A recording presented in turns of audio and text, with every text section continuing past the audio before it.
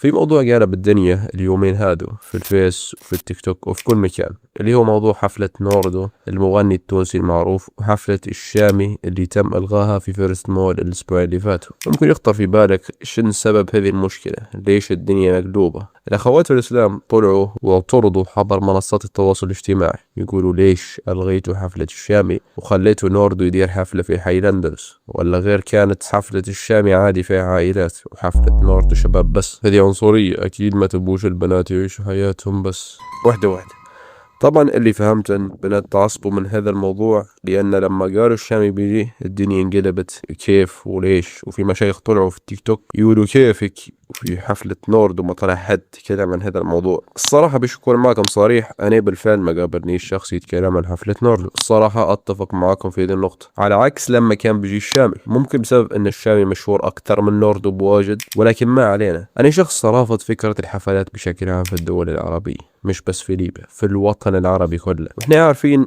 حكم الاغاني في الاسلام، ما تحاولش تلف يمين يسار، الاغاني حرام، هذا شيء منتهين منه. وحتى لو كانت الاغاني حلال ناخدوها من ناحية الذوق العام. تلقى شباب ينقزوا ويعيطوا ويرقصوا بشكل غريب، حتى كمسألة ذوق عام مش مزبوط الوضع، وحتى كمسألة رجولية يعني مش مزبوط، تكون معك صريح يعني. وانا عارف ان مقارنة معصية بمعصية اخرى هو غلط، وهذا الشيء اللي صاير حاليا في مواقع التواصل، ولكن فقط للتمثيل.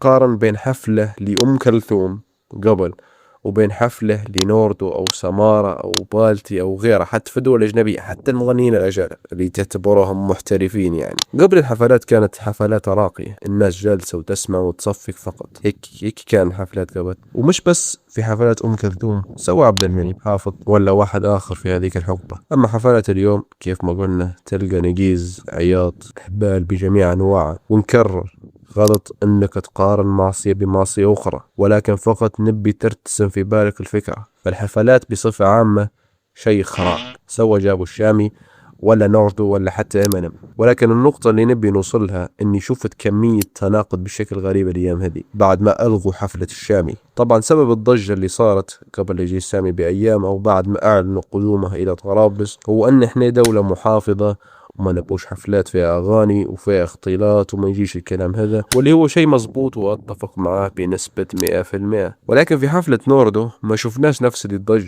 هذا الشيء يخلي بعض الناس تفكر أن الناس اللي طلعت وتكلمت وقالت أن احنا دولة محافظة وما نبوش حفلات وواحد مش مقتنعين بكلامها، وإنما رأيهم يتغير مع تغير الأشخاص. لأن لما جاء نوردو ما طلع حد تكلم، هذا تناقض. تلز شخص وشخص يجي عادي، هذه ازدواجية في المعايير، مع انهم نفس الشيء، زوز مغنيين وزوز شغلهم معصية، وده شيء يدل على تناقض. يعني نتفهم ان ليش الناس تكلمت على الشامي وما تكلمتش على النوردو بنفس القوة، بنفس القوة او بالكاد يعني تكلموا على نوردو، لان الشامي كانت حفلته مختلطة وفي مكان عائلي فاستفزت العائلات المحافظة، بينما نوردو كانت حفلته شبابية مغلقة. لكن في النهاية المبدأ واحد، والاثنين غناء والاثنين حفلات. أنا آخر همي الشامي أو آخر همي نوردو وآخر همي المغنيين بشكل عام. وأنا أصلا شخص ما أسكنش في طرابلس، وحتى لو نسكن في طرابلس أشهد بالله إني مش هنمشي لهذه الحفلات ولا أي حفلة في حياتي.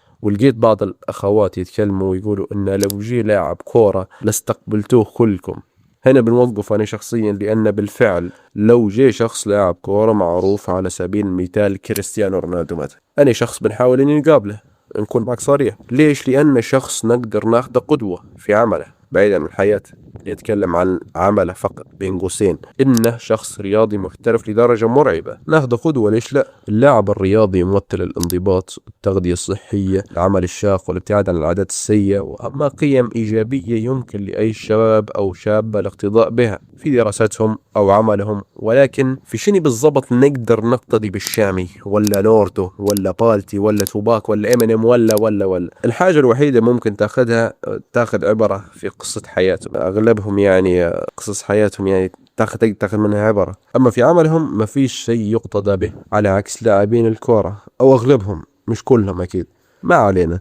أنا مع توقف الحفلات في الوطن العربي كامل، لأنها مواضيع تافهة ومعاصي وأشياء المفروض نوصل إلينا منها. ركز على حياتك وركز أكثر على آخرتك، وخلك من هذا الكلام التافه. والبنات اللي يقولوا نبوا نتنفس ونطروا أبوك أو أخوك أو زوجك لو كنت متزوج أطروا، يعني ضروري تمشوا لحفلة في الشامي. والأولاد اللي يمشوا للحفلات، والله لا في أماكن تقدر تمشي لها أحسن من هذه الحفلات. وانا جيت طلعت وبنتكلم عن هذا الموضوع لانه قابلني واجد على التيك توك والفيس وقلت نتكلم عليه، مع ان قناتي مش على هذه المواضيع ابدا، لذلك اعذروني على فيديو زي هذا، ولكن ان شاء الله يكون فيديو مفيد وهذا هدفي من تنزيله.